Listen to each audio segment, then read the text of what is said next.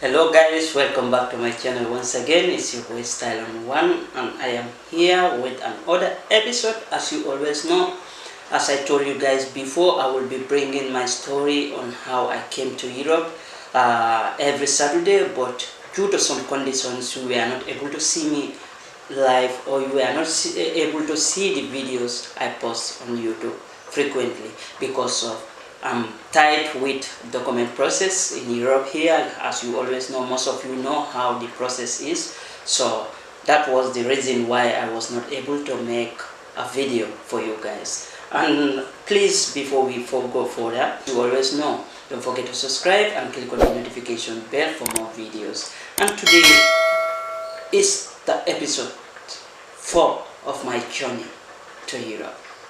As I told you in the last episode, that was the episode 3, that the time I reached in Brukina Fasso was and it was another story to say, because the way the police, the way the immigration officers were acting upon us was so heart-touching, and I wish most of you were there to witness what was going on during that time. And this was the time we moved from Mali. We reached the Brukina border. There was this policeman who came to us. All of us, we get down from the vehicle and we were standing. We were all gathered, and they asked you for ID card, they asked you for passport, you issued. If you don't have, they park you one side. If you don't have any of these documents, they park you one side. If you have documents, they park you another side. So those with document, they will ask you, even you have document, it doesn't matter on this journey, because they are only after money, because they know that you are afraid and you don't want to go back, you want to complete your journey. So they ask you for a huge amount of money, which you know, if you don't have enough money, that may be the end of your journey when you reach to your next destination where you paid for.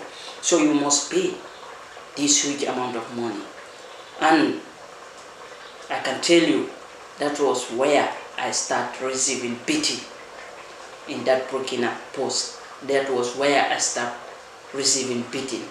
That was the first post where I was slapped, because they asked me for an amount of money, that is the 20,000, that 20,000 they call it. I paid that one.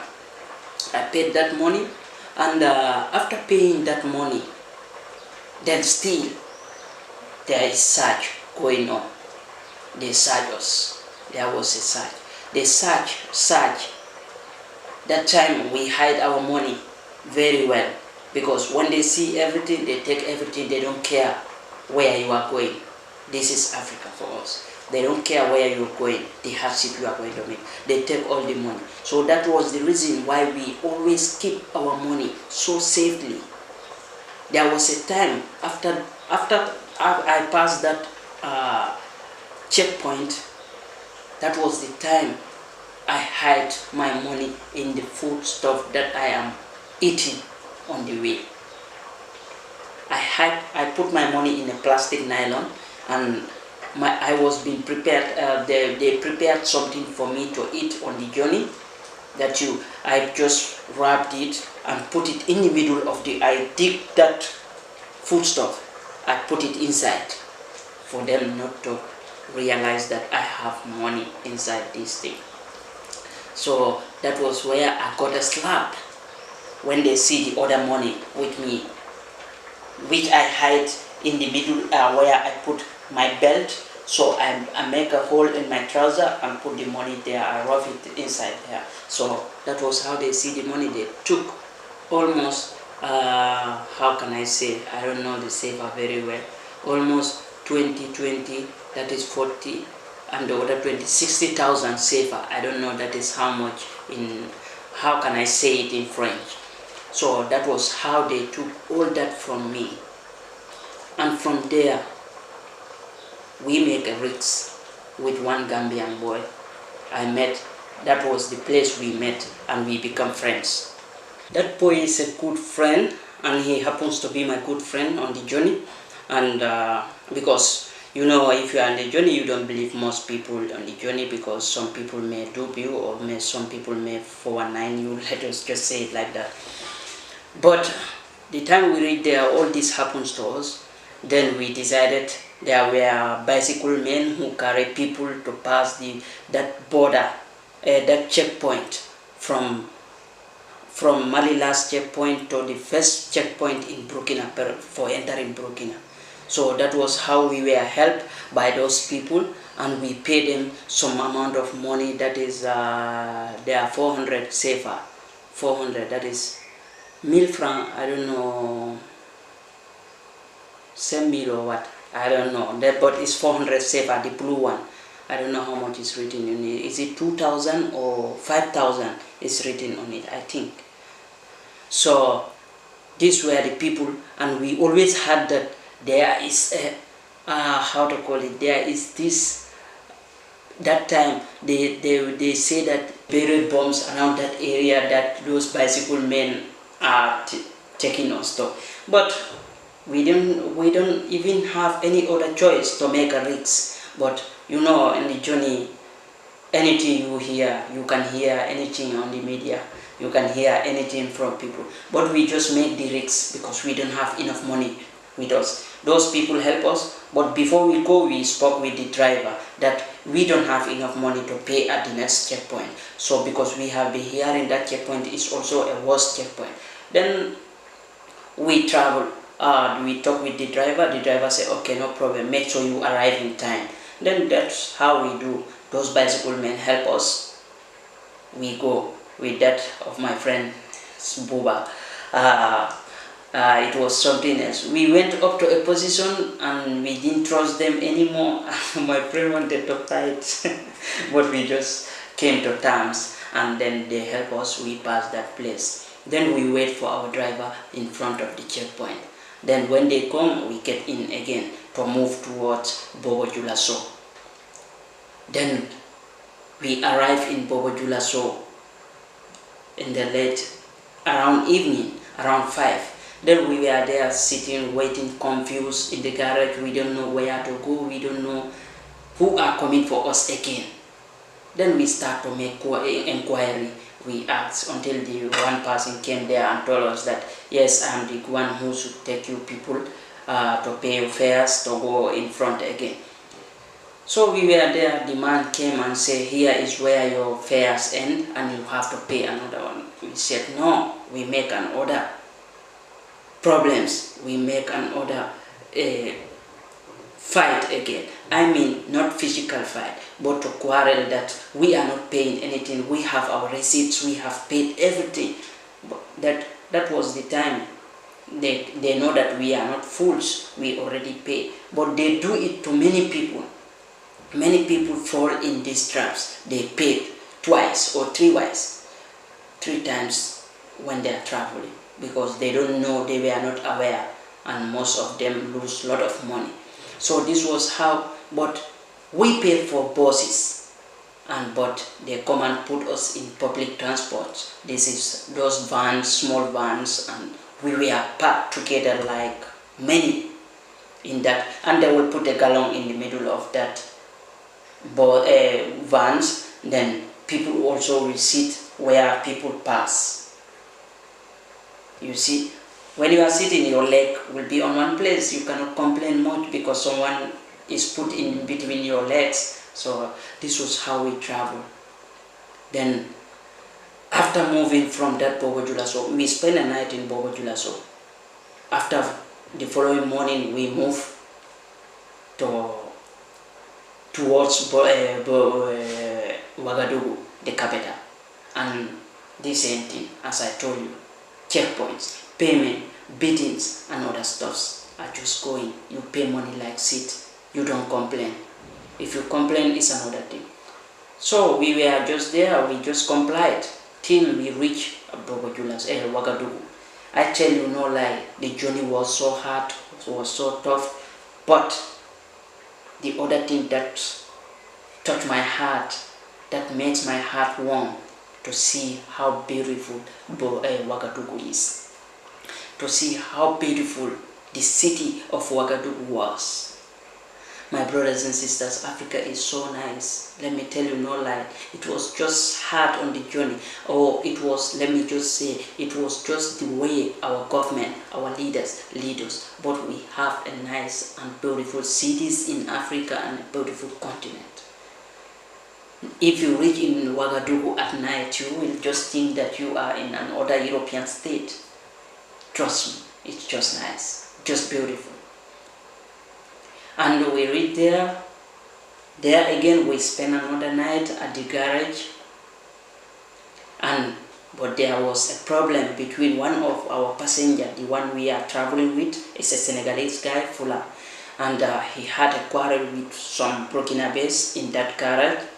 Those people, I don't know whether they are the one or what else, but they don't say anything. At night they come and rob us in that vehicle. And he was the only one targeted. His money was taken, all of his money. Because for him, he didn't pay direct. He always pay half and half. You see, he should pay his fare from Ouagadougou to Niamey, Niger. But his money was all stolen, and there where we left him. Our arriving in Niamey, let me tell you one thing that I have never seen in my life before. I have always heard or always hearing about it or saw it in media that time, that dogs are eaten in some countries. But on my reaching in Ouagadougou, we wanted to buy foodstuffs, meat to eat. We went to a market where we see meat, different kind of meat, cat meat, dog meat, goat meat, sheep.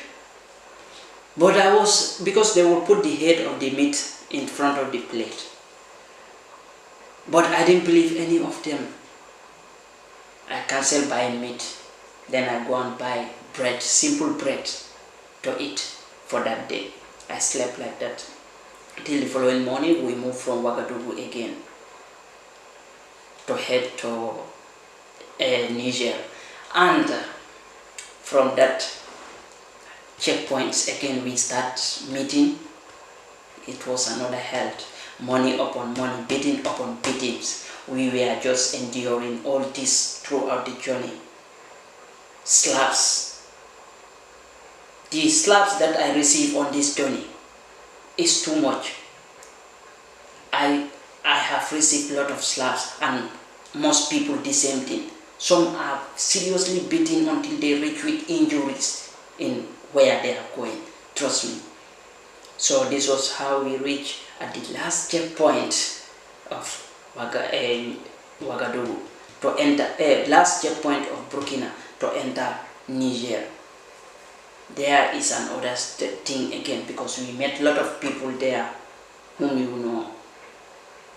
They don't how to call it, they don't pay money, they leave them there. And our vehicle, we all came in agreement, especially we the Gambians. We came in agreement that when they say we pay, because we want to favor others that doesn't have money. When they say we pay this amount, we all say we don't have, this is what we have. When we all come in terms with that, we do it like that. So we favor others that don't have enough money with them. But we have few brothers that were elder than us, because they cannot endure the pain, they cannot endure the beating. They just betrayed all of us. We were having two Gambian brothers and one Senegalese that betrayed us with all that agreement. And then they paid huge amount of money. They were released to go inside the car. And us who did not agree to pay, we were beaten and detained for almost 5 to 10 minutes before we can meet them in the vehicle. Then that was the time we were beaten, and we just paid only that 400. They are 400, 10,000 francs, I think. Yeah, so we paid that one. They leave us with beating, of course. They leave us, then we go. It was so painful. But our reaching in the vehicle, we talked to our brothers that let them not even try making deal with us anymore. We don't agree to be with them on the journey. They were never our brothers. But we move on till we pass, we reach somewhere where is a border between Niger and Burkina Faso. That one also is another thing. I'm going to tell you how we passed that border, that first checkpoint of Niger, without paying money to the police on the checkpoint. I'm going to tell you in the next episode how I enter Niamey. Thank you very much once again for watching. It's your boy Style1. As you always know, if you like what I'm doing, please give a like to the video and also share with your friends. And if you are not yet subscribed, please do subscribe and click on the notification bell so that every time I put on a video, you will be the first person to see the notification. Thank you very much, and don't forget, we are making awareness in people. We are telling the story that how the journey is, and I'm sure you are going to enjoy all this episode till the end. Thank you very much. See you in episode 5. Thank you.